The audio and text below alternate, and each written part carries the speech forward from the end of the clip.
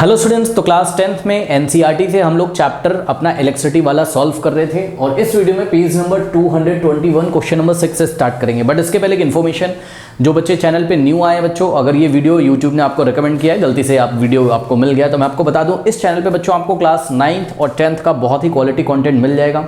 Physics, chemistry and mathematics को बहुत ही detail में यहाँ हमने पढ़ाया हुआ है, ठीक है बच्चों।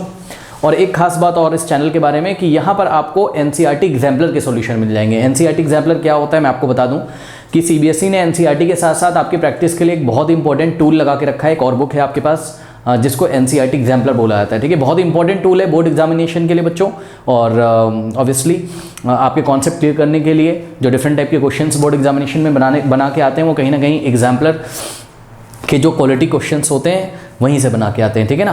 तो एग्जाम्पलर आपको जरूर करनी चाहिए। कहाँ मिलेगा इसका लिंक? पिन कमेंट चेक करिए। पिन कमेंट क्या होता है? सबसे ऊपर जो कमेंट आ रहा है उसको पिन कमेंट बोलते हैं। वहाँ रीड मोर पे क्लिक करिए, सबसे ऊपर जो कमेंट आ रहा है चेक करिए, वहाँ रीड मोर पे क्लिक करिए तो हर एक चैप्टर का लिंक मिल जाएगा। ऊपर चैप्टर्स को पढ़ाया हुआ है, नीचे एग्जाम्पलर का लिंक मिलेगा, सबसे नीचे आपको एनसीईआरटी के सॉल्यूशंस के लिंक मिलेंगे, ठीक है ना। अगर आपको कोई लिंक नहीं मिलता है तो आप मेरे को व्हाट्सअप कर सकते हो, व्हाट्सअप नंबर 7503644171 पर, ठीक है ना। तो लिंक यहाँ से हम आपको सेंड कर देंगे। ये तो मैंने न्यू स्टूडेंट्स के लिए बताया है और पुराने बच्चों को तो सब कुछ पता है स्मूथली कैसे चीज़ें चल रही हैं चैनल पे।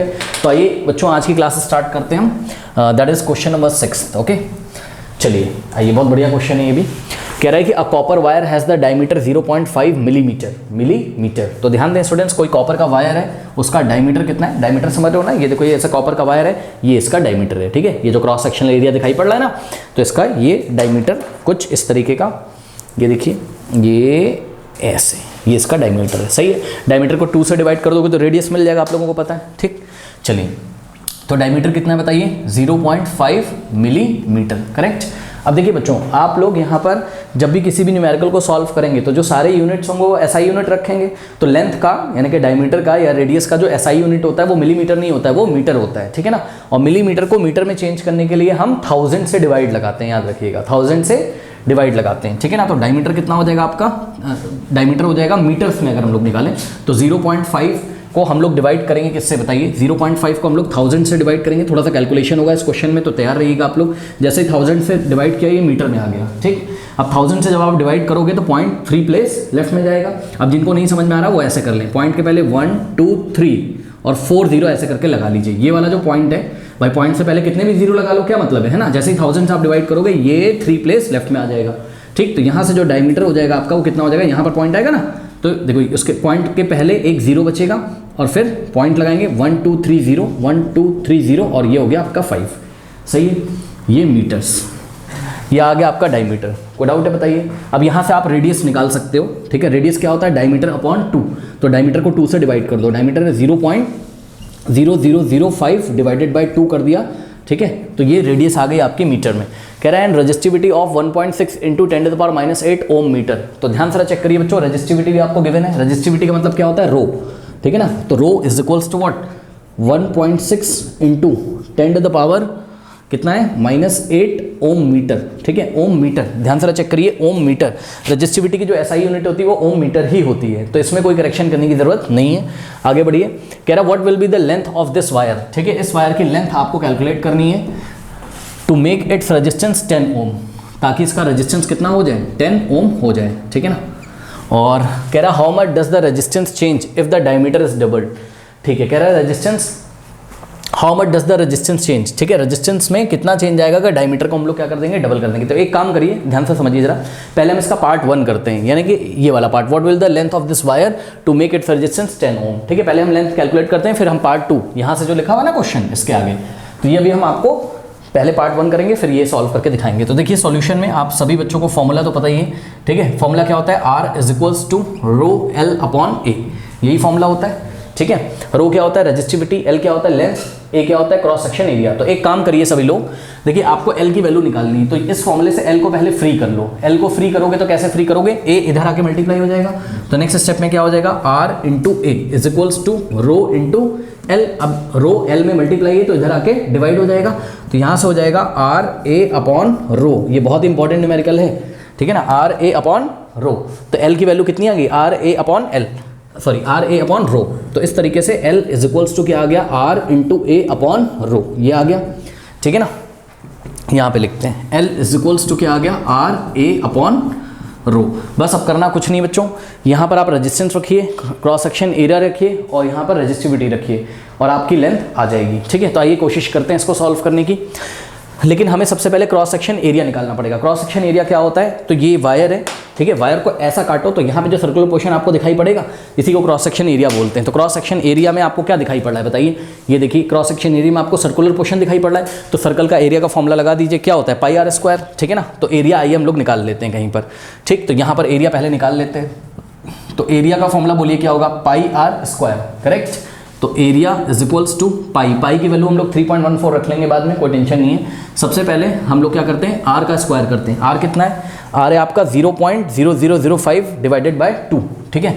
तो 0.0005 डिवाइडेड बाय कितना है 2 और इसका स्क्वायर करना है, क्यों, क्योंकि रेडियस का स्क्वायर है। तो एरिया इज इक्वल्स टू क्या आ जाएगा, पाई। अब ध्यान दें स्टूडेंट्स थोड़ा सा, देखिए इसका जब आप स्क्वायर करोगे, ठीक है ना, तो कैसे होगा इसका स्क्वायर, ध्यान से चेक करिए। देखिए मैं आपको एक चीज़ और बताना चाहता हूँ, इसको आप साइंटिफिक नोटेशन में चेंज कर लीजिए। कैसे साइंटिफिक नोटेशन में चेंज करेंगे, यहीं पे मैं आपको करके दिखा सकता हूँ।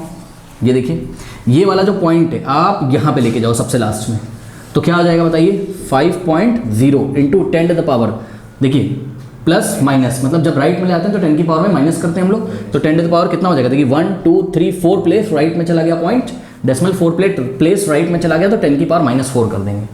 ठीक है, इसको हम क्या लिख सकते हैं, 5.0 इंटू 10 टू द पावर -4।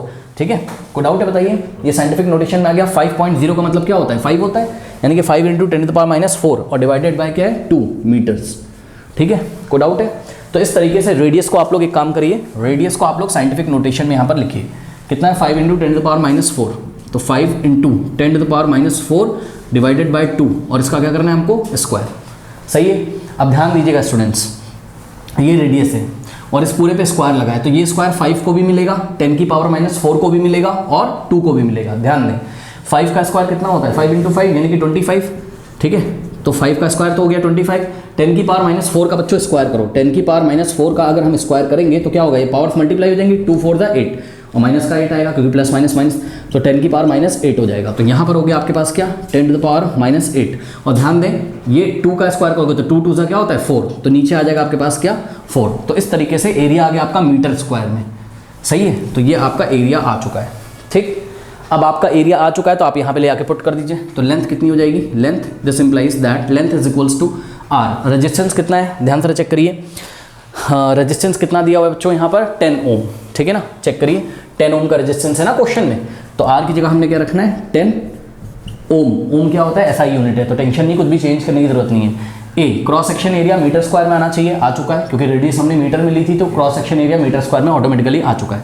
ठीक, तो ए की वैल्यू जब आप लोग रखोगे तो कितनी रखोगे बताओ, pi into 25 into 10 to the power -8। ध्यान दें स्टूडेंट्स, अपॉन में क्या था, अपॉन में क्या था 4, तो वो 4 उतर के कहाँ जाएगा नीचे और रो की वैल्यू में मल्टीप्लाई कर देगा।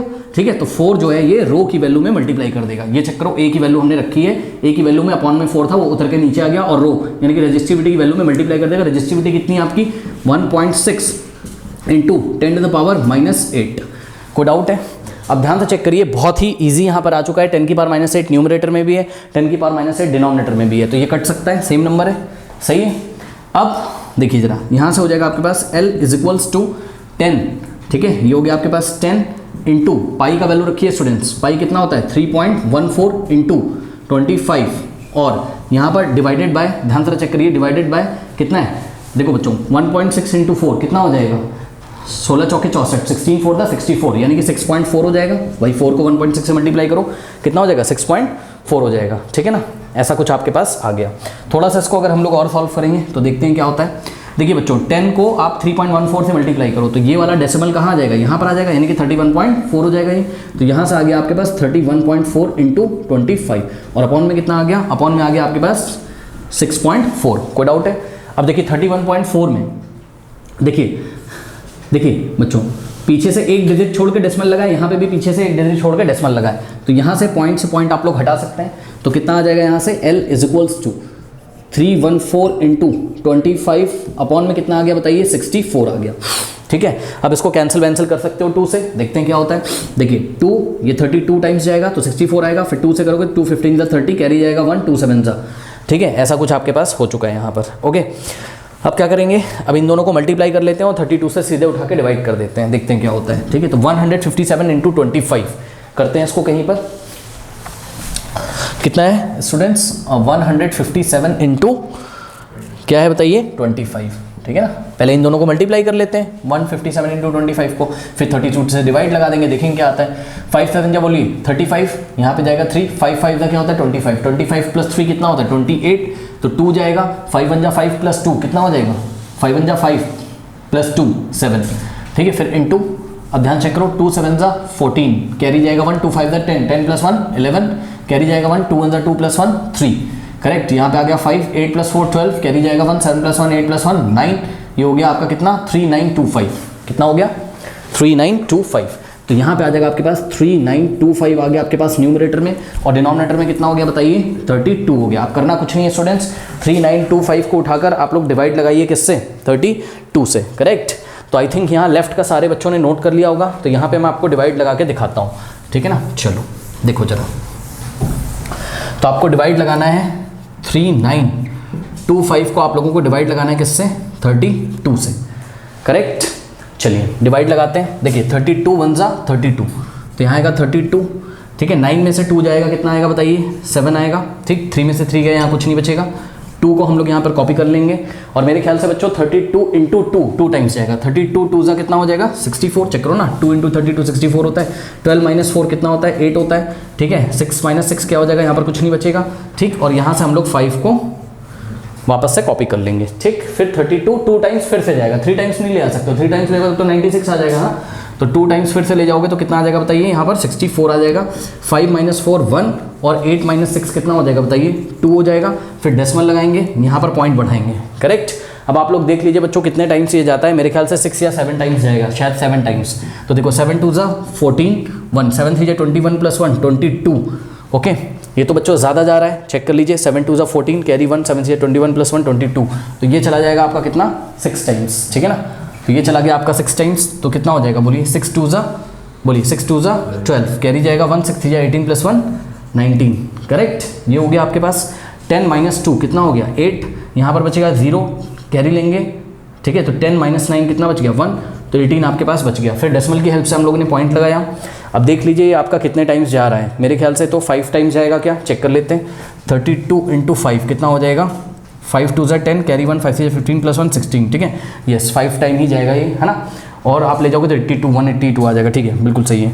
तो 5 टाइम्स अगर हम लोग इसको ले जाएंगे तो कितना आएगा हमारे पास यहाँ पर 160। ठीक है, 0 माइनस 0 0, 8 माइनस 6 कितना आ जाएगा 2, फिर से पॉइंट की हेल्प से 0 ले लेंगे, तो आ गया हमारे पास कितना 200। जब 200 आ जाएगा हमारे पास, तो यहाँ पे कुछ गलती तो नहीं हुई स्टूडेंट्स, 7 टाइम्स तो नहीं जा रहा था ना, नहीं जा रहा था, कोई दिक्कत नहीं है। तो 6 टाइम्स ये फिर से चला जाएगा, सही है, 6 टाइम्स ये फिर से चला जाएगा। ठीक है ना, ये हो गया। तो आपके पास जो आंसर आ रहा है वो कितना आ रहा है बताइए 122.656। क्या निकाल रहे थे लेंथ, तो लेंथ किस में आ जाएगी, लेंथ की एसआई यूनिट मीटर्स। ठीक है, तो ये आ गया आपके पास, करेक्ट, ऐसा कुछ आपके पास आ गया। इसको 2 प्लेस तक अगर आप राउंड ऑफ करोगे तो आपके पास क्या आ जाएगा, यहाँ लास्ट में क्या है 6, तो यहाँ पे आगे हम 1 ऐड कर देंगे, तो ये हो जाएगा अप्रॉक्सीमेटली इक्वल टू व्हाट 122.66, जिसको फिर से राउंड ऑफ करोगे तो लगभग आ जाएगा अप्रॉक्सीमेटली इक्वल टू 122.7 मीटर। ठीक है, कोई डाउट है, तो ये आ गई आपकी लेंथ। ठीक है, आप कुछ भी लिख सकते हो, 122.66 लिख सकते हो, 122.7 भी लिख सकते हो। ठीक है ना, तो ये आप लेंथ नोट कर लीजिए, फिर मैं आपको पार्ट 2 करके दिखाता हूँ। नाउ स्टूडेंट्स, लेंथ आपका 122.7 मीटर आ चुका है। अब इसका पार्ट 2 देखिए, how much does the resistance change if the diameter is doubled. ठीक है ना, ये पूछ रहे हैं अगर डायमीटर आपने डबल कर दिया तो रेजिस्टेंस किस हिसाब से चेंज होगा। तो सुनिए, इसको आप डायरेक्ट कर सकते हो। देखिए बात समझिए बच्चों, आप लोगों ने फॉर्मूला क्या पढ़ा हुआ है बताइए, R is equals to rho L by A, ऐसा पढ़ा हुआ है, सही है। अब ध्यान से चेक करिए, यहाँ पर एरिया का आप लोग फॉर्मूला रखिए किसके टर्म्स में, डायमीटर के टर्म में। पता है क्यों, क्योंकि उन्होंने डायमीटर को चेंज किया है ना। अब देखिए एरिया का फॉर्मूला क्या होता है बताइए, एरिया का फॉर्मूला होता है पाई आर स्क्वायर। अरे भाई क्रॉस सेक्शनल एरिया क्या होता है, सर्कुलर है तो पाई आर स्क्वायर। लेकिन सभी बच्चों को पता है कि रेडियस की जगह हम क्या रख सकते हैं, d/2, डायमीटर बाय 2।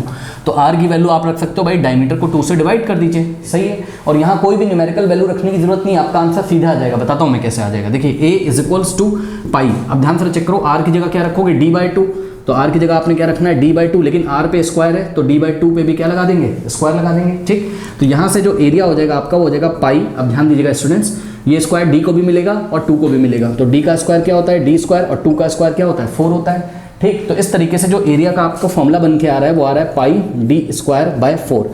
एरिया का फॉर्मूला रेडियस के टर्म में क्या होता है, पाई r स्क्वायर, लेकिन डायमीटर के टर्म्स में क्या होता है, पाई d²/4। कोई डाउट है? अब यहाँ पर आ जाइए जरा। ठीक, तो यहाँ पर अगर आप आएंगे तो ध्यान से चेक करिएगा कि मैं आपको एक चीज़ दिखाना चाहता हूँ कि देखिए ध्यान से चेक करिएगा बच्चों, रेजिस्टेंस इनिशियल मतलब जो पहले था इज इक्वल्स टू रेजिस्टिविटी जो पहले थी वो रखनी पड़ेगी, रेजिस्टिविटी इनिशियल और initial length divided by initial area. ठीक, अब रेजिस्टेंस फाइनल रेजिस्टेंस जो हमें निकालना है वो कितना हो जाएगा, तो हम रेजिस्टिविटी फाइनल रखेंगे यहाँ, लेंथ कौन सी रखेंगे, फाइनल रखेंगे यहाँ। ठीक है ना, और एरिया क्या रखेंगे यहाँ पर, फाइनल रखेंगे। ठीक, अब ध्यान से चेक करिए बच्चों, उसको थोड़ा सा सुधार लो, ध्यान से करो। एक बात बताओ, उसने पार्ट 2 में जब आपसे क्वेश्चन कराया ना बच्चों, तो सिर्फ इतना उसने बोला है, how much does the resistance change if the diameter is doubled. उसने सिर्फ ये बोला है कि डायमीटर डबल होता है, और तो कुछ नहीं बोला उसने। लेंथ में कोई चेंज नहीं आए, क्रॉस सेक्शन एरिया में कोई चेंज नहीं। आप कुछ बच्चे बोलेंगे अब तुमने तो पार्ट 1 में लेंथ निकाल के रखी थी, लेंथ, अरे भाई निकाल के रखी थी, लेंथ उसने पूछी थी ना कितनी है, लेकिन पार्ट 2 जब उसने आंसर पूछा तो बस लेंथ वही है। बात समझो बच्चों जरा, लेंथ जो है सो है वायर की, वही है, लेंथ में कोई चेंज नहीं आया, सिर्फ ये वायर मोटा हो गया, इसकी थिकनेस बढ़ गई, यानी कि इसका डायमीटर बढ़ गया है, तो सिर्फ डायमीटर में चेंज आया है बस। और डायमीटर में चेंज आने की वजह से क्रॉस सेक्शन एरिया में चेंज आएगा, यानी कि लेंथ में कोई चेंज नहीं होगा और रेजिस्टिविटी में भी कोई चेंज नहीं होगा। रेजिस्टिविटी किस पे डिपेंड करती है, मटेरियल पे। मटेरियल तो पहले भी कॉपर का था, अभी भी कॉपर का है, सही है। यानी कि अगर हम आपको डायग्राम दिखा के दिखाएं तो फर्स्ट इनिशियल कंडीशन में बच्चों ध्यान से चेक करिए, ये देखिए वायर आपका ऐसा है, इसकी रेजिस्टिविटी कितनी है, रो है। ठीक, लेंथ इसकी कितनी है बताइए, एल है। ठीक, और क्रॉस सेक्शन एरिया इसका कितना है, ध्यान से चेक करो, क्रॉस सेक्शन एरिया को हमने AI से दिखाया, यानी कि इनिशियल क्रॉस सेक्शन एरिया। और पार्ट 2 में, यानी कि पार्ट 2 का मतलब केस 2 में क्या हुआ, ये देखिए ध्यान से चेक करिए, लेंथ उतनी है,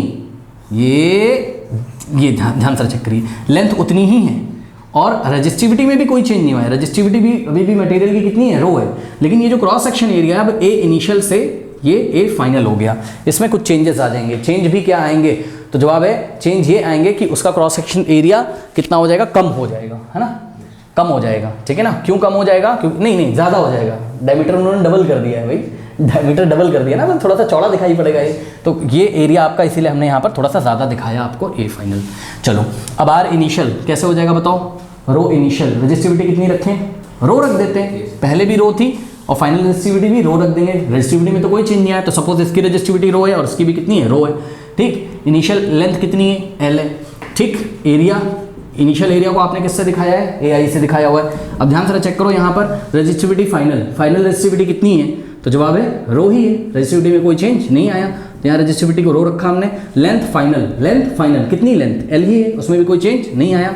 अपॉन में एरिया कौन सा रखोगे, फाइनल वाला। कोई डाउट है बताइए, हाँ कोई डाउट है।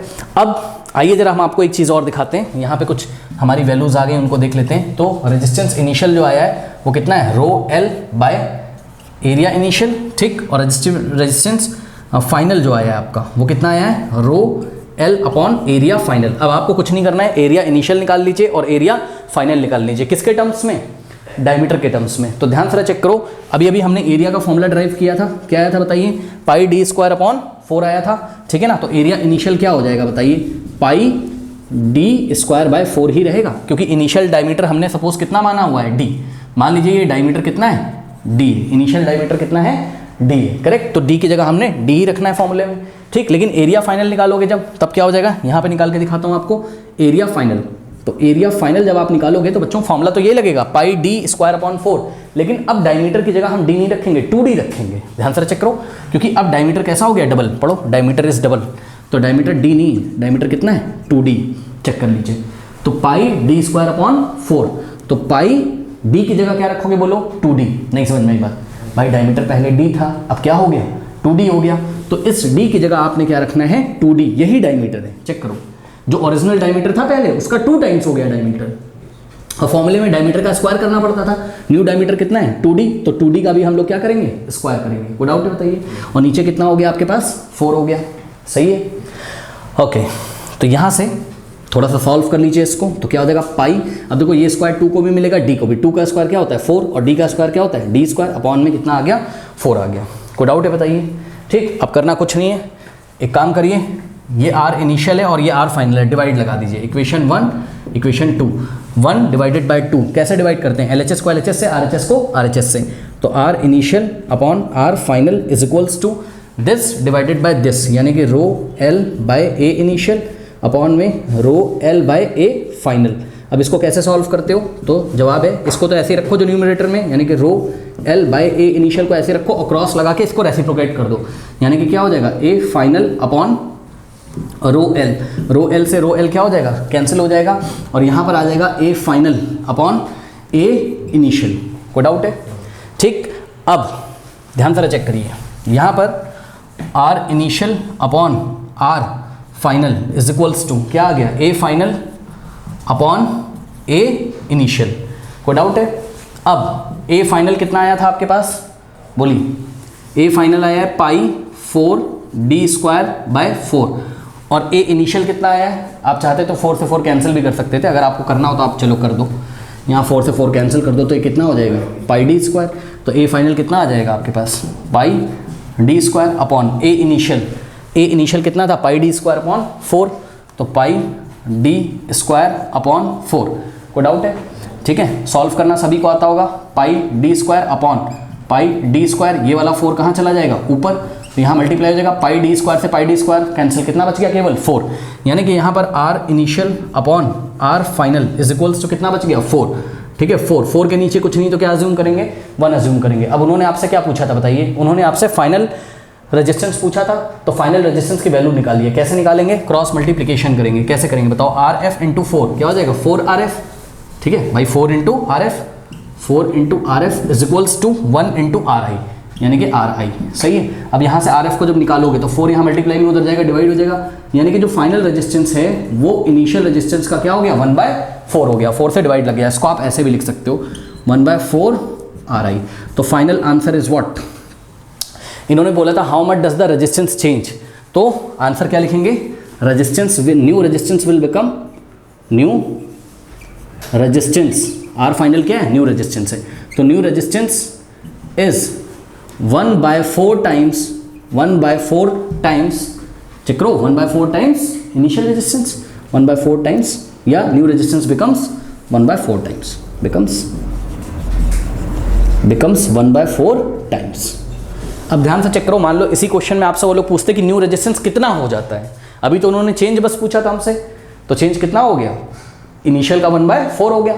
अगर पूछते what is the value of new resistance, उसका न्यूमेरिकल वैल्यू पूछते तो हम लोग तब क्या करते, ध्यान से चेक करो, R final is equals to क्या आ गया 1/4 आर इनिशियल आ गया, सही है। तो हम लोग करते 1/4 into R initial. R initial मतलब जो शुरू में रेजिस्टेंस दिया हुआ था, और शुरू में रेजिस्टेंस कितना दिया था 10, तो हम लोग यहाँ 10 रख देते, तो ये 10/4 हो जाता। इसको आप जब सॉल्व करोगे तो आपको कितना मिलेगा 2.5 ओम। तो किसी किसी बुक में आप देखोगे तो आंसर उन्होंने आपको कितना दिया होगा 2.4 ओम, 2.5 ओम भी दिया होगा। कोई डाउट है। अब मेरी बात मोटी मोटी सुन लीजिए आप लोगों को इस क्वेश्चन को अगर डायरेक्ट करना हो, ठीक है ना, तो डायरेक्ट भी आप लोग इस क्वेश्चन को कर सकते हैं। आइए मैं आपको इसका डायरेक्ट फॉर्मूला बता देता हूँ, ठीक है ना।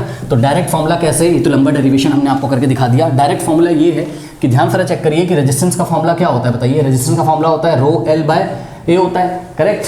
तो यहाँ से एरिया की जगह आपने क्या रखना है, एरिया की जगह आपने रखना है, ध्यान से चेक करो, आर एल अपॉन ए की जगह क्या रखना है बताओ, पाई डी स्क्वायर अपॉन 4। 4 कहाँ चला जाएगा ऊपर, सही है। तो यहाँ पर देखिए जरा, आर ये 4 मल्टीप्लाई करेगा तो 4 रो एल अपॉन में पाई इंटू क्या हो गया अपॉन में डी स्क्वायर, ये ऐसा हो गया, सही है। अब ध्यान से चेक करो, इसमें 4 रो एल और पाई ये सब कांस्टेंट है, चेक करो ये सब क्या है कांस्टेंट है। वेरिएबल कौन है, केवल डायमीटर है। तो बस resistance is inversely proportional to what, diameter का स्क्वायर। चेक कर लो, ये डायमीटर का स्क्वायर नीचे आ रहा है भैया डिनोमिनेटर में, तो resistance is inversely proportional to what, diameter का स्क्वायर। अब ध्यान से चेक कर लीजिए, यहीं से आप सीधे आंसर दे सकते हैं। सुन लो मेरी बात, अगर डायमीटर उसने 2 टाइम्स कर दिया है तो 2 का क्या करो, स्क्वायर करो, कितना होता है बोलो 4। 4 आंसर नहीं है, 4 को रेसिप्रोकेट करो, क्यों, क्योंकि रेजिस्टेंस डायमीटर का डायमीटर के स्क्वायर का इन्वर्सली प्रोपोर्शनल है, प्रोपोर्शनेट नहीं है, इन्वर्सली प्रोपोर्शनेट है, यानी कि जो भी आंसर आएगा उसको आप रेसिप्रोकेट कर दो। तो चलो डायमीटर का उसने 2 कर दिया, तो 2 का स्क्वायर करो, कितना होगा 4, 4 को रेसिप्रोकेट करो 1/4, यानी कि न्यू रेजिस्टेंस कितना हो जाएगा 1/4। चलो और क्वेश्चन करा देते हैं आपको फटाफट, सुनिए ध्यान से मेरी बात। मान लीजिए कि वो लोग रेजिस्टेंस को 3 टाइम्स कर देते हैं, कितना, सॉरी रेजिस्टेंस कह रहे हैं, डायमीटर को 3 टाइम्स कर देते हैं अगर, ठीक है, तो हम यहाँ क्या करते हैं बताइए, 3 का स्क्वायर करते हैं। 3 का स्क्वायर क्या होता है बोलो 9, फिर 9 को रेसिप्रोकल करते हैं, 9 को रेसिप्रोकल करो 1/9, यानी कि न्यू रेजिस्टेंस कितना हो जाता 1/9, कोई डाउट है? तो ये बात होती है। आइए जरा और प्रैक्टिस कराते हैं आपकी।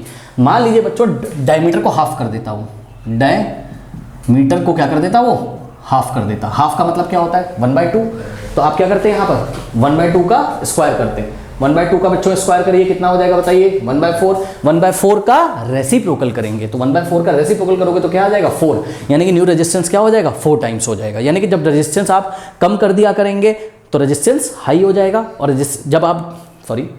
जब आप डायमीटर कम कर देंगे, ध्यान से चेक करो, डायमीटर हमने यहाँ हाफ कर दिया था ना, हाफ कर दिया था, तो रेजिस्टेंस हमारा 4 टाइम्स हो गया, 4 टाइम्स मतलब बढ़ गया, सही है, यानी कि डायमीटर जब आप कम करोगे तो रेजिस्टेंस बढ़ जाएगा। डायमीटर कम करने का मतलब वायर को आप पतला कर दे रहे हो ना, सही है ना, तो ये चीज़ है, तो रेजिस्टेंस आपका बढ़ जाएगा, पतला हो गया तार, नैरो हो गया, तो इलेक्ट्रॉन को चलने में दिक्कत होगी, यानी कि रेजिस्टेंस हाई हो जाएगा। बात समझ में? एक आखिरी सवाल आइए जरा हम पूछते हैं आपसे। मान लीजिए कि डायमीटर को 1/4 कर दिया, कितना, हाँ डायमीटर को 1/4 कर दिया, तो न्यू रेजिस्टेंस कितना हो जाएगा, यस वेरी गुड 16। पहले 1/4 का क्या करोगे स्क्वायर, कितना आएगा 1/4 का स्क्वायर 1/16, फिर उसका रेसिप्रोकल करिए कितना आ जाएगा 16, यानी कि न्यू रेजिस्टेंस कितना हो जाएगा 16। तो आशा करते हैं आप लोग समझ गए होंगे, और मेरी बात ध्यान से सुनिए, जैसे जैसे वो रेजिस्टेंस के साथ गेम खेलता है ना, सेम वैसे ही वैसे रेडियस के साथ भी होगा, ये भी याद रखिएगा। तो एग्जामिनेशन के लिए आप लोग इतना लंबा करके नहीं दिखाएंगे, आप डायरेक्ट आंसर दे सकते हैं, मन मारकर क्वेश्चन होता है, तो 2 नोट लगा लेंगे सभी बच्चे अपनी कॉपी में, क्या कि resistance is inversely proportional to diameter का square and resistance is inversely proportional to radius का स्क्वायर। जैसे कि फॉर एग्जांपल जैसा जैसा डायमीटर के साथ किया था वैसा वैसा रेडियस के साथ करिए। अगर हमने रेडियस को 2 टाइम्स कर दिया, कितना 2 टाइम्स, तो 2 का क्या करोगे स्क्वायर, कितना आ जाएगा 4, 4 को रेसिप्रोकेट करो 1/4, यानी कि न्यू रेजिस्टेंस 1/4 हो गया। अब मान लीजिए कि हमने रेडियस 1/5 कर दिया, कितना 1/5 कर दिया, तो रेडियस अगर हमने 1/5 कर दिया तो 1/5 का स्क्वायर करो कितना आएगा 1/25। अब 1/25 को रेसिप्रोकेट कर दो, कितना आ जाएगा 25, तो 25 टाइम्स हो जाएगा न्यू रेजिस्टेंस। बात समझ में आ गई? जैसा जैसा डायमीटर का क्वेश्चन होता है वैसा ही वैसा रेडियस का होता है, याद रखिएगा। ओके कर लीजिए। क्वेश्चन नंबर 7 देखिए, ठीक है, इसको हमें ग्राफ पेपर पे दिखाना था आपको, तो यहाँ प्रोजेक्टर हमारे पास एक छोटा सा, तो उस पर हमने इसको ले रखा है, थोड़ा सा कॉपरेट करिएगा। क्वेश्चन नंबर 7 में बोलता है कि the values of current I flowing in a given resistor for the corresponding values of potential difference V across the resistor are given below. मतलब समझो ये ओम्स लॉ का प्रैक्टिकल किया जा रहा है, ओम्स लॉ को वेरीफाई करने के लिए आपको एक प्रैक्टिकल किया गया लैब में। तो ध्यान से चेक करिए बच्चों, जब पोटेंशियल डिफरेंस कितना लगाया गया 1.6 वोल्ट, तो करंट कितना फ्लो करता है सर्किट में 0.5 एम्पियर सर्किट में, या फिर जो भी रजिस्टर लिया हुआ है आपने उस रजिस्टर में कितना करंट फ्लो करता है 0.5 एम्पियर। जब आपने पोटेंशियल डिफरेंस 3.4 वोल्ट का कर दिया तो करंट 1 एम्पियर हो जाता है। जब पोटेंशियल डिफरेंस आप 6.7 वोल्ट्स का कर रहे हैं तो करंट कितना हो जाता है 2 एम्पियर हो जाता है, ठीक है ना। इसी तरीके से जब पोटेंशियल डिफरेंस 10.2 वोल्ट का है तो करंट 3 एम्पियर हो जाता है, और जब पोटेंशियल डिफरेंस 3.2 का है तो करंट कितना हो जाता है 4 एम्पियर हो जाता है, ठीक है ना। तो आप क्लियरली यहाँ से देख रहे होंगे कि जैसे जैसे पोटेंशियल डिफरेंस आप इंक्रीज कर रहे हैं आपका करंट भी इंक्रीज कर रहा है। चेक करो, पोटेंशियल डिफरेंस भी इंक्रीज कर रहा है, करंट भी इंक्रीज कर रहा है, ठीक है ना। ओम्स लॉ में यही तो बताया गया था कि किसी गिवन टेम्परेचर पे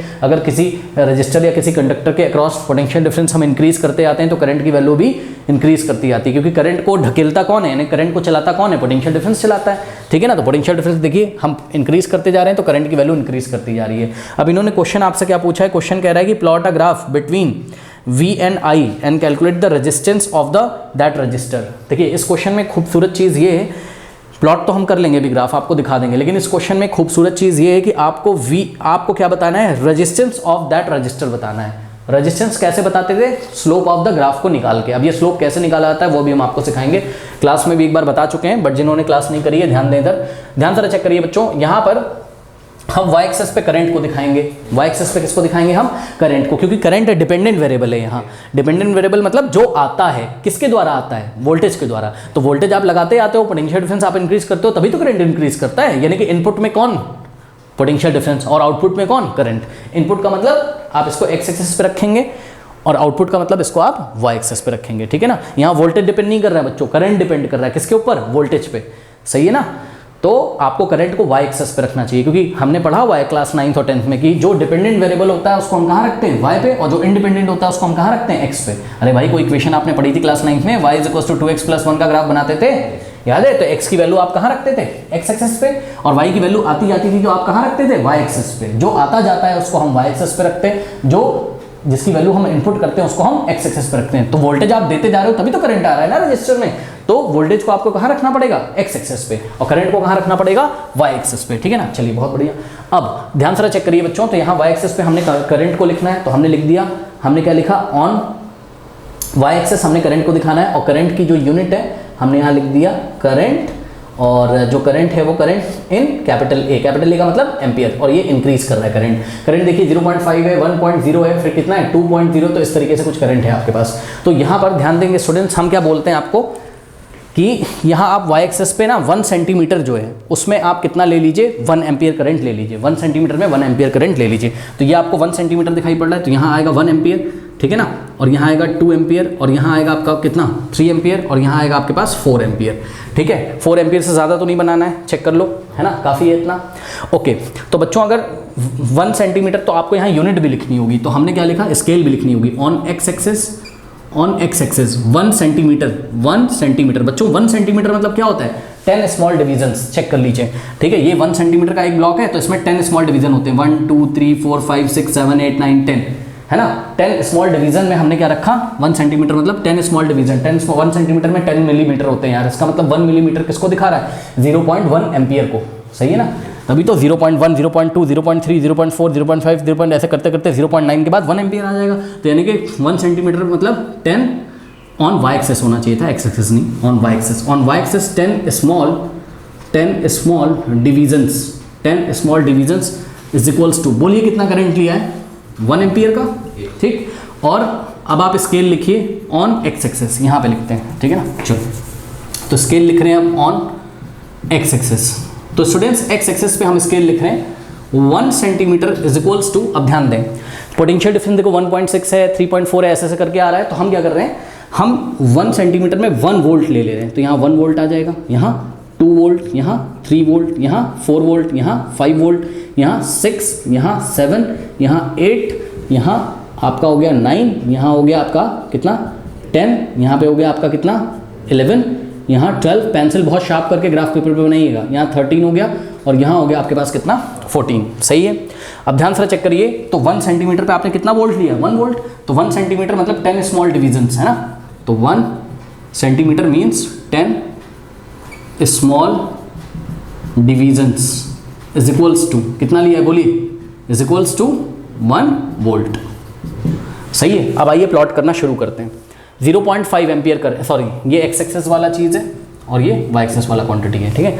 तो एक्स एक्सेस पे 1.6 लेना है, 1.6 वोल्ट, तो चेक करो बच्चों 1.6 कहाँ आएगा, ध्यान से चेक करिए, 1 और 2 यहाँ पे हमें लिख देना है V in volts, potential difference in volts, ऐसे करके ये इंक्रीज कर रहा है। चलो बच्चों 1.6 कहाँ आएगा, ये तो सभी को पता है। 1.5 कहाँ आएगा, 1.5 1 और 2 के जस्ट मिडिल में आएगा, तो 1.6 इसके जस्ट राइट में आएगा, 1 स्मॉल ब्लॉक छोड़ के यहाँ कहीं, ठीक है। तो 1.6 पे आपको करंट कितना मिलना है, 0.5, तो 0.5 एम्पियर कहाँ आएगा, चेक करो, ये अगर 1 है तो 0.5 यहाँ आएगा मिडिल में कहीं, तो ये रहा 1.6 और ये रहा 0.5, यहाँ मिलेगा कहीं, फर्स्ट पॉइंट ये मिल गया आपके पास, सही है। अब देखिए नेक्स्ट है आपका 3.4, ये एक्स एक्सेस वाला है वोल्टेज, ठीक है। 3.4 कहाँ मिलेगा बताइए, 3 के बाद 1 ब्लॉक लेंगे स्मॉल वाला 3.1, फिर सेकंड ब्लॉक लेंगे 3.2, 3.4, तो आप 3.4 आ जाएगा, 3.5 से जस्ट पहले यहाँ कहीं। तो आप लोग अपने ग्राफ पेपर पे देखिएगा, 3.4 पे हमें करंट कितना लेना है, 1 एम्पियर, तो 3.4 पे करंट कितना आ जाएगा आपका 1 एम्पियर। ये ग्राफ पेपर पे करोगे तो क्लियरली आपको समझ में आएगा, ये हो गया आपका 1 एम्पियर। नेक्स्ट पॉइंट ये वाला मिल गया।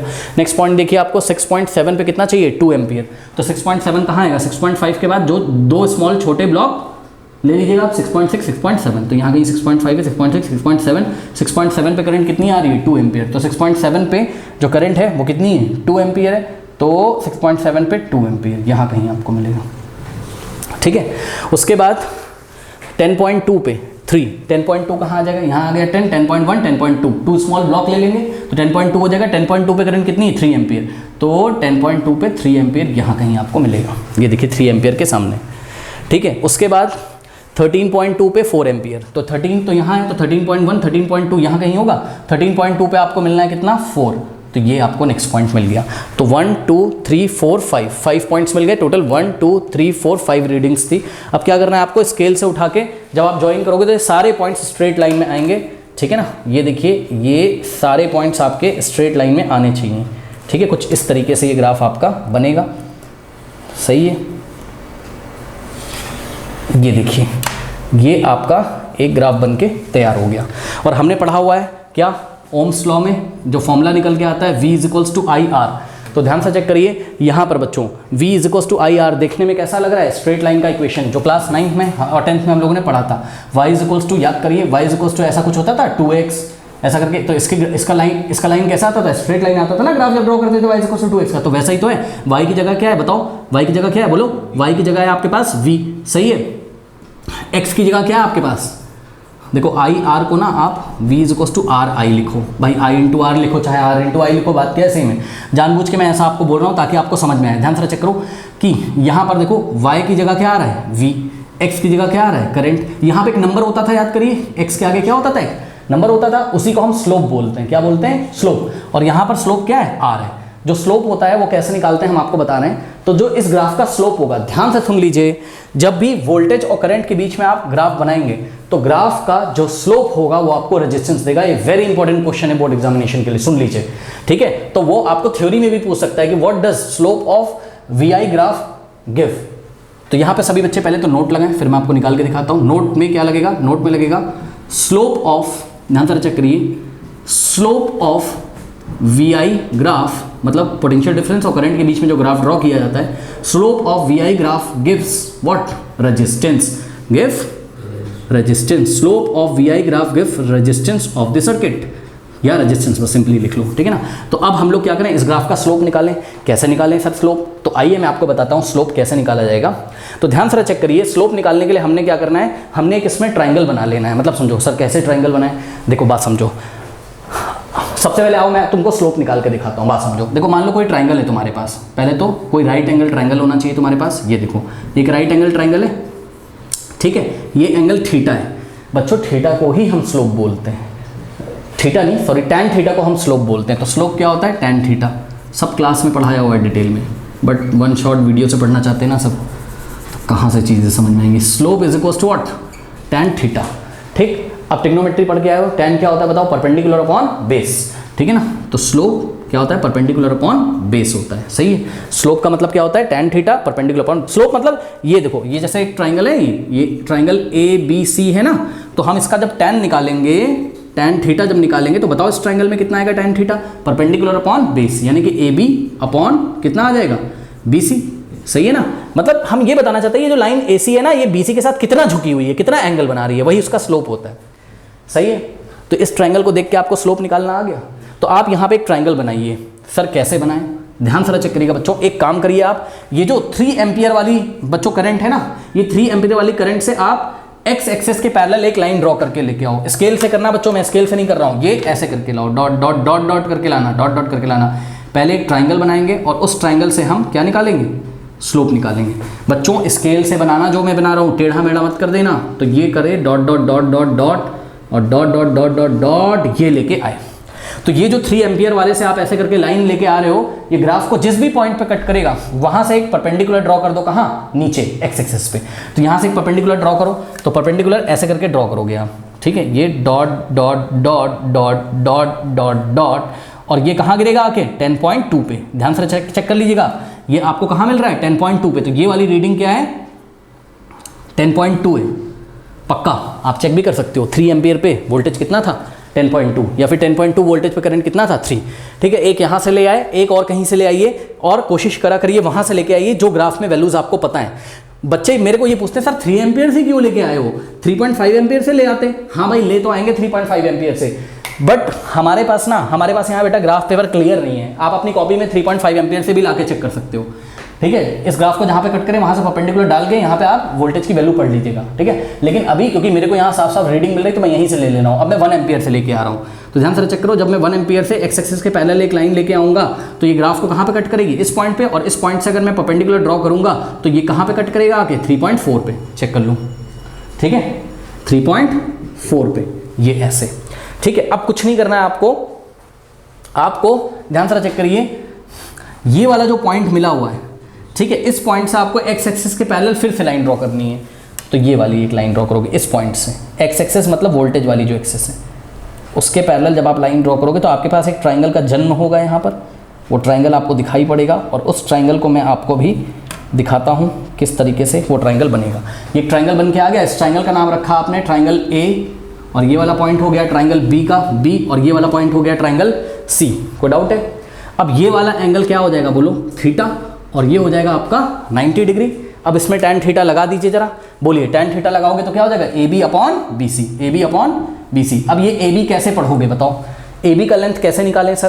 तो बच्चों ध्यान से चेक करो, अगर ये AB का लेंथ निकालना है तो आपको क्या निकालना होगा, ये फुल लेंथ, इस फुल लेंथ में से क्या माइनस करोगे आप, ये वाला लेंथ। सपोज ये वाला जो पॉइंट है इसका नाम M रख दिया मैंने, ये वाला पॉइंट क्या है M, तो चेक करो AM में से किसको माइनस कर दोगे, BM को, सही है।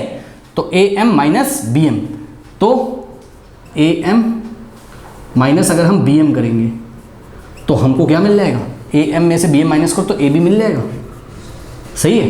तो AM कितना है चेक करो, A से लेके M तक कितना है, ये पूरा कितना है, ठीक, ये पूरा कितना है, तो जवाब है यहाँ से देख लो सामने से, ये पूरा कितना है 3 है, ठीक है। तो 3 माइनस B से लेके M तक कितना है, ये 1 है, सही है। तो 3 माइनस 1 यानी कि कितना आ गया 2, यानी कि AB कितना आ गया 2। तो AB का वैल्यू कितना रख दोगे आप 2 अपॉन में BC, ठीक। BC कैसे निकालोगे, B से लेके C तक, सही है। तो ये BC कैसे निकालोगे बताओ बच्चों, ध्यान से चेक करो। मान लो कि ये वाला जो पॉइंट है ये 1 एम्पियर वाला, यहाँ 1 लिखा ना, मान लो ये वाले पॉइंट का नाम N है, तो देखो बच्चों N से लेके B तक, NB में से क्या माइनस करोगे, NC। चेक करो यहाँ पे करके दिखा रहा हूँ मैं आपको, BC की वैल्यू, BC की जब वैल्यू निकालनी होगी तो NB में से क्या माइनस करोगे, NC। चेक कर लो N से लेके B तक, ये टोटल कितना है, ये टोटल है कितना 10.2, N से लेके B तक कितना है 10.2, माइनस N से लेके C तक कितना है, NC कितना है 3.4, ठीक है 3.4। तो माइनस करो 10.4 में से 3.4 माइनस करो, तो 10 पॉइंट कितना है बोलिए, 10.2 में से 3.4 माइनस करो कितना आ जाएगा, 12 माइनस 4 क्या हो जाएगा बोलिए 8, और यहाँ बचेगा 7 माइनस 3 कितना हो जाएगा, नहीं 9 माइनस 3 6.8, ठीक है। तो ये आ गया आपके पास 6.8। BC का वैल्यू कितना हो गया 6.8, रख दीजिए यहाँ पर BC का वैल्यू 6.8। कोई डाउट है, ठीक। नाउ स्टूडेंट्स अब यहाँ पे देखिए जरा, tan थीटा कितना आ गया 2/6.8, लेकिन ध्यान से चेक करिए ये 2 आपको कहाँ से मिला था, ये AB की लेंथ थी, और AB की लेंथ किसको बता रही थी बताइए, AB की लेंथ आपको करंट को बता रही थी। चेक करो एक तरीके से, भाई AB आपने कैसे निकाला था 3 एम्पियर माइनस 1 एम्पियर से, यानी कि ऊपर आ रहा है क्या एम्पियर और नीचे आ रहा है क्या 6.8। ये 6.8 वाली लेंथ आपको कहाँ से मिली थी, BC से मिली थी, ठीक है ना। और BC किसको बता रहा है, वोल्ट्स को, यानी कि ampere upon volt.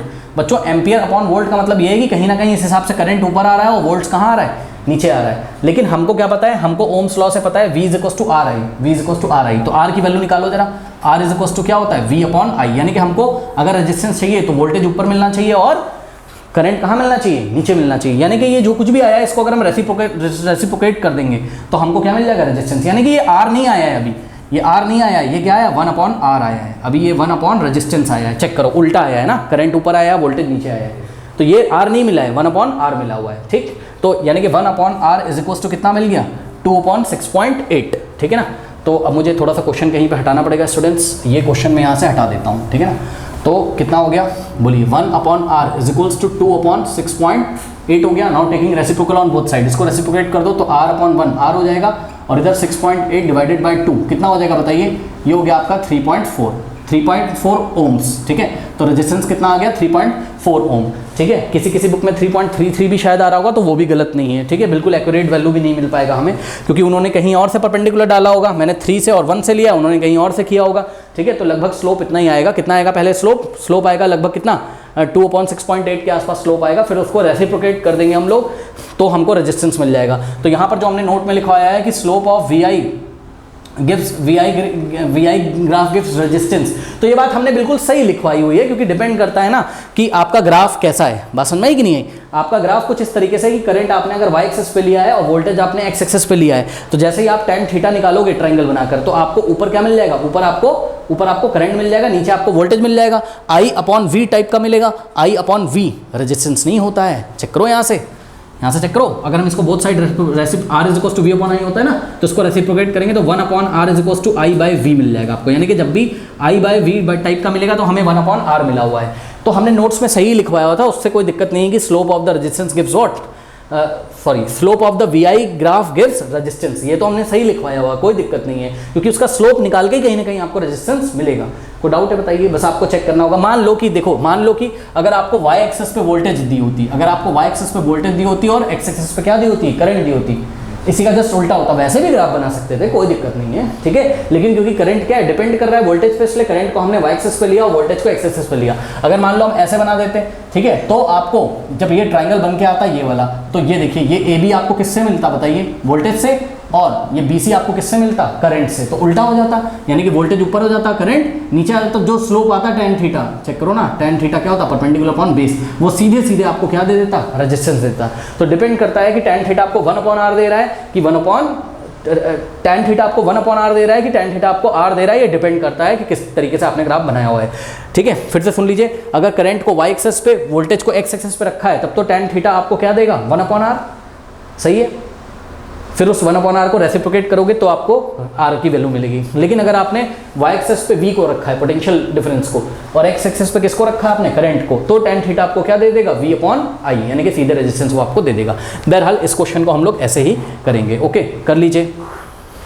Question number 8, when a 12 volt battery is connected across an unknown register. तो फटाफट डायग्राम बनाइए। एक अननोन रजिस्टर है बच्चों, सपोज इसका रेजिस्टेंस कितना है, कैपिटल R है, और इसके अक्रॉस जो आपने बैटरी लगाई हुई है, ठीक है, बैटरी बना लेते हैं। Battery is the combination of 2 और मोर सेल्स, ठीक है। और यहाँ पर सपोज की लगी हुई है, की को हमने ऑन कर दिया है, इसमें से करंट फ्लो करेगा, ठीक है। और करंट कितना फ्लो कर रहा है सर्किट में से, there is a current of 2.5। अब बच्चों कुछ बच्चे ये नहीं पढ़ पाते हैं, MA का मतलब होता है मिली एम्पियर, सुन लीजिए बच्चों, ठीक है। तो करंट कितना ड्रॉन कर रहा है ये रेजिस्टेंस, या इस सर्किट में कितना करंट फ्लो कर रहा है, I is equal to 2.5 milli ampere, correct. और इस बैटरी के, ये जो बैटरी है बच्चों, वो कितने वोल्ट की बैटरी है, 12 वोल्ट। तो V का वैल्यू दिया हुआ है आपको 12, V का मतलब वोल्ट्स, आप ऐसा भी इसको लिख सकते हो, ठीक है ना। चलो बहुत बढ़िया। अब आपको रेजिस्टेंस निकालना है। रेजिस्टेंस की यूनिट किस में आएगी, ओम में, या तो कुछ भी हो सकता है, किलो ओम में भी आ सकती है। अगर बहुत बड़ा नंबर आ रहा होगा तो किलो ओम में भी चेंज कर सकते हैं, चलो कोई बात नहीं। अब ये जो करंट की वैल्यू है बच्चों, इसको बच्चे समझ नहीं पाते हैं, ध्यान से चेक करो। 2.5 मिली एम्पियर है, सुन लीजिए, जब भी मिली एम्पियर में दिया हो और आपको वैल्यू एम्पियर में रखनी हो, तो आप क्या करोगे, 10 की पावर -3 से मल्टीप्लाई कर दीजिएगा, सुन लीजिए, ठीक है। तो 2.5 मिली की जगह आपको क्या लगा देना है, 10 की पावर -3, और बस एम्पियर को ऐसे ही लिख देना है। कोई डाउट है? एक बात और बता देता हूँ आपको, लगे हाथ यहीं पर। अगर आपको कभी एग्जाम में करंट की वैल्यू बच्चों मान लो ऐसी दी होती 2.5 और यहाँ पर म्यू लिखा होता है, इसको म्यू यू की तरह दिखेगा, इसको म्यू पढ़ा जाता है, ठीक है ना।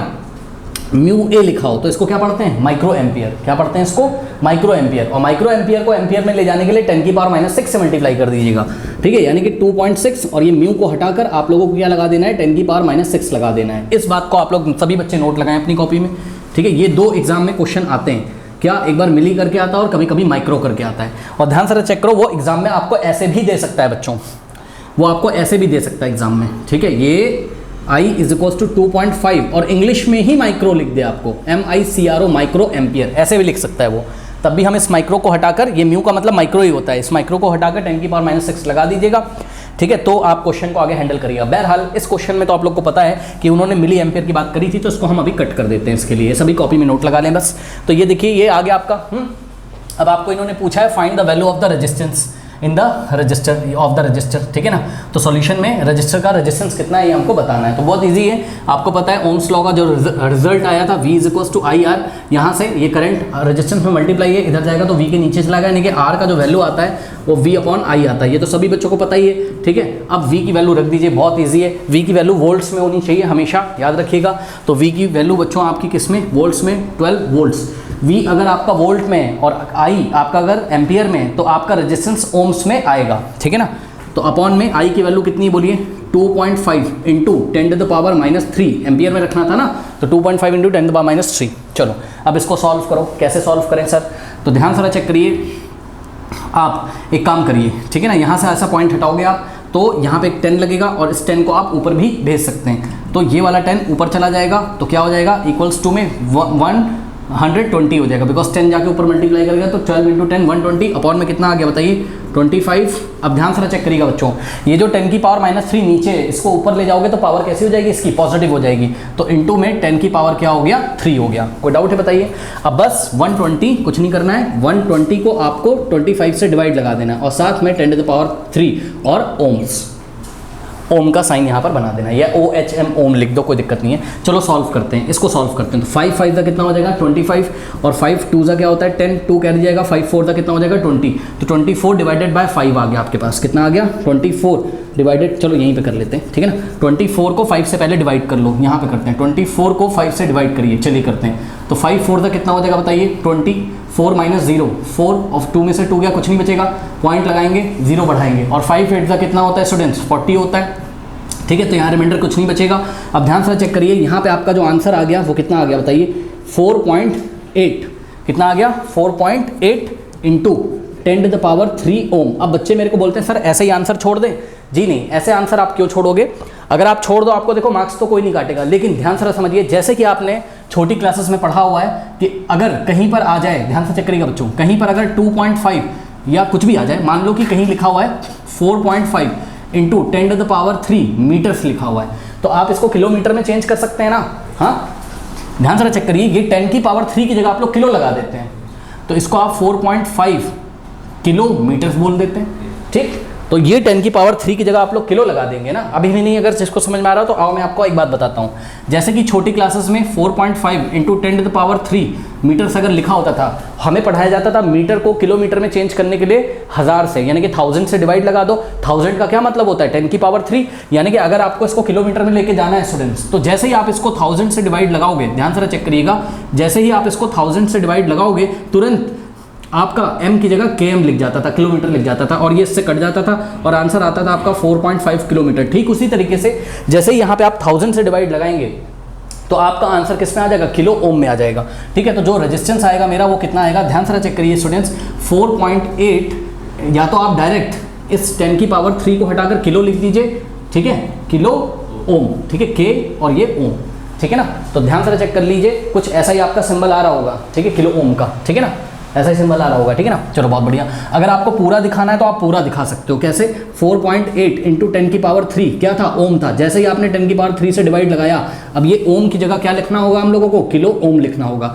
ये इससे कैंसिल हो जाएगा, 4.8 किलो ओम आ गया ठीक है ना। क्योंकि बच्चों ध्यान से चेक करिए, क्या आपको पता है कि 4.8 इंटू 10 टू द पावर 3 बहुत बड़ा नंबर है, चेक कर लीजिए जरा, मैं आपको दिखाता हूँ। 4.8 इंटू 10 टू द पावर 3 का मतलब क्या है, ध्यान से चेक करो, 4.8 10 की पावर 3 का मतलब बच्चों क्या होता है 1000 होता है। तो यहाँ से अगर आप पॉइंट हटाओगे तो यहाँ 10 आएगा, फिर एक 0 से एक 0 कटेगा, ये आ गया 4800 ओम्स, 4800 ओम, 4800 ओम, बहुत हाई रेजिस्टेंस है इसका ठीक है ना। तो हाई रेजिस्टेंस है तो थोड़ा सा आप बड़े यूनिट्स यूज करिए ना, 4.8 किलो ओम में बोल दीजिए। अब मेरी बात ध्यान से सुनिए, यहाँ फील करने वाली चीज़ क्वेश्चन में ठीक है, ये तो सब आपको बस मैंने समझाने के लिए बताया था। फील करने वाली चीज़ ये है बच्चों, आपको देखते ही पहचान जाना चाहिए था कि जब करंट की वैल्यू कितनी है 2.5 मिली एम्पियर, अरे भाई मिली बहुत कम हो गया, चेक कर लो, मिली का मतलब होता है 10 की पावर 3 से डिवाइड लगा दो, यानी कि 1000 से डिवाइड लगा दो, 1000 से डिवाइड लगाओगे तभी तो वो जो नीचे आपने 1000 से डिवाइड लगाया था तो ऊपर आके तभी तो वो 10 की पावर -3 बना। मिली बहुत छोटा करंट हो गया भाई, 2.5 इंटू 10 टू द पावर -3, ध्यान से चेक करो। आइए मैं आपको फील कराता हूँ। तो I is equal to 2.5 into 10 की पावर कितना है -3 है, मतलब 10 की पावर 3 से डिवाइड किया गया इसको। तो जब आप 10 की पावर 3 से डिवाइड करोगे तो ये डेसिमल 3 प्लेस लेफ्ट में आ जाएगा, यानी कि ये देखो 1 1 2 3 प्लेस लेफ्ट में आ जाएगा। इसका मतलब हो गया कहीं ना कहीं 0.002 क्या एम्पियर। अब एक बात बताइए, 0.0025 एम्पियर, कितना कम करंट है ये। और जब कम करंट है तो इसका मतलब रेजिस्टेंस बहुत हाई होगा भाई, रेजिस्टेंस बहुत हाई है तभी तो करंट की वैल्यू कम है, बात समझ नहीं। और चेक कर लो रेजिस्टेंस कितना हाई है, 4.8 इंटू 4.8 किलो ओम्स का रेजिस्टेंस है ये, कोई डाउट है, इसीलिए तो करंट बहुत कम दी हुई थी, यानी कि रेजिस्टेंस बहुत हाई आना चाहिए था और आया तो है हाई 4.8 किलो ओम, बिल्कुल करेक्ट आंसर है, कर लीजिए। Question number 9. A battery of 9 volt is connected in series with the resistors of 0.2 ohm, 0.3 ohm, 0.4 ohm, 5.5 ohm and 12 ohm respectively. ठीक है ना। आपके पास टोटल कितने रजिस्टर्स हैं, 1 2 3 4 5 रजिस्टर्स हैं। तो इनको कैसे कनेक्ट करना है, हमको सीरीज में कनेक्ट करना है ठीक है ना। आइए जरा कनेक्ट करके चेक करते हैं बच्चों। तो ये आपका फर्स्ट रजिस्टर है, ये आपका सेकेंड है, ठीक है, ये आपका थर्ड है, ये आपका फोर्थ है, और ये रहा आपका फिफ्थ रजिस्टर, करेक्ट।